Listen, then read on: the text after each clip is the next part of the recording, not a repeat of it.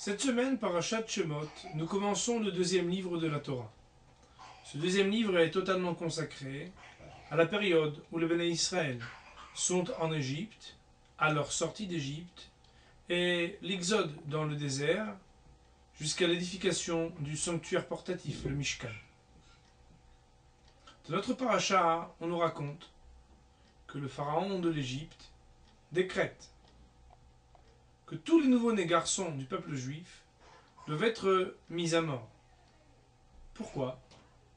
Car ces astrologues avaient prédit que devait naître très bientôt le libérateur du peuple juif. Alors, pour ne pas manquer son coup, ce décret abominable sévit tout d'abord pour le peuple juif. Après quoi, pour être sûr de ne pas manquer le but à atteindre, même ceux qui étaient pourtant des Égyptiens, dès qu'ils étaient des nouveau-nés garçons, étaient pris et tués à la naissance. Les sages-femmes avaient donc ce rôle difficile de devoir exécuter l'ordre du pharaon. Seulement le texte nous dit, ces femmes avaient la crainte de Dieu, et les sages-femmes n'ont pas exécuté l'ordre du pharaon, quitte à ce que cela puisse leur coûter la vie. Leur salaire sera grand. La Torah nous dit qu'elles vont avoir le mérite d'avoir bâtim, des maisons littéralement. Nous revenons là-dessus dans quelques instants. Premier enseignement ici, nous dit le Chafetz Chaim que ces femmes auraient pu très facilement être acquittées et du roi et des familles juives en changeant tout simplement de métier. En effet, si tout d'un coup, elles avaient changé de profession, alors elles n'auraient pas eu à choisir, elles n'auraient pas eu à risquer leur vie, elles n'auraient pas eu non plus à agir avec tellement de cruauté, si elles avaient écouté l'ordre du pharaon. Et pourtant, ces femmes armées de courage, ces sages femmes, ces femmes sages, ont choisi de risquer leur vie pour sauver celle de ses petits-enfants. Pourquoi? Eh bien, tout simplement, Hachamim nous disent, parce qu'elles se sont dit, nous avons de bonnes intentions, nous avons la crainte d'Akadosh Baruch Hu, c'est vrai que c'est difficile, mais qui sait? Peut-être que si nous changeons de métier, d'autres sages-femmes viendront à nous remplacer et seront peut-être moins dévouées, moins sages que nous. Alors, elles ont pris leur responsabilité, leur courage, et ont sauvé comme ça les enfants juifs. Mais mettre que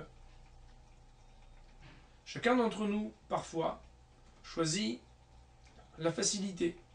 On rencontre des problèmes, des difficultés, et plutôt que de comprendre que ces problèmes nous renvoient à notre existence la plus profonde et la plus intime, eh bien on essaye d'éviter les problèmes plutôt que de les résoudre.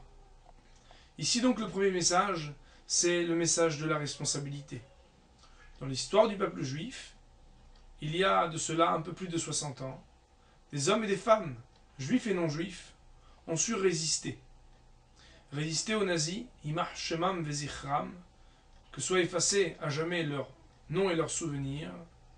Eh bien, on aurait pu exécuter les ordres, collaborer, mais ceux qui ont su résister sont ceux qui ont eu le sens des responsabilités, sont ceux qui ont su voir que leur possibilité était de risquer leur vie pour sauver celle des autres, de ne pas éviter le problème, mais d'apprendre à les résoudre. D'ailleurs, lorsqu'on lit la paracha de Shemot, on a une pensée pour tous ces résistants. Le message ici est très fort. La Torah nous dit, et c'est ramené dans le traité de Sota, la page 11b, que ces femmes, on leur a promis bâtim. Ça veut dire quoi des maisons?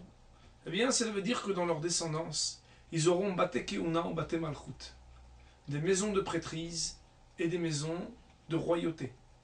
En effet, Shifra et Poa, qui n'étaient autres que Yocheved, la maman de Moshe Rabbeinu, et Myriam, sa sœur, ont eu droit dans leur descendance à avoir les Lévites, les prêtres, pour Yocheved, et concernant Myriam, à être l'ancêtre d'après le Talmud, du roi David, un peu plus tard. Ces deux points, la Keuna et la Malchut, la prêtrise et la royauté, sont aussi les caractéristiques de la délivrance finale. Car voilà que pour l'instant, eh bien, ni les rois, ni les Kohanim, les prêtres, ne jouent véritablement leur rôle. Et peut-être ici, cela nous renvoie à une réflexion. C'est que si jadis, ce comportement de ne pas fuir ses responsabilités, mais Bezrat Hashem de se sentir engagé, a permis à ces sages femmes d'avoir dans leur descendance la promesse de la prêtrise et de la royauté, alors à notre tour aussi, c'est le temps de réfléchir sur ce sujet, d'être capable de ne pas se défiler mais de jouer son propre rôle. Et c'est ainsi que nous amènerons très bientôt à la fois la Malchut et la Keuna en ce lieu de la Jérusalem reconstruite avec le temple, le roi descendant de David, Mashiach ben David, et Be'ezrat Hashem, que chacun joue son rôle, c'est finalement donner la place à l'autre, se donner sa place à soi-même, ne pas seulement imiter en se limitant, mais se poser les vraies questions.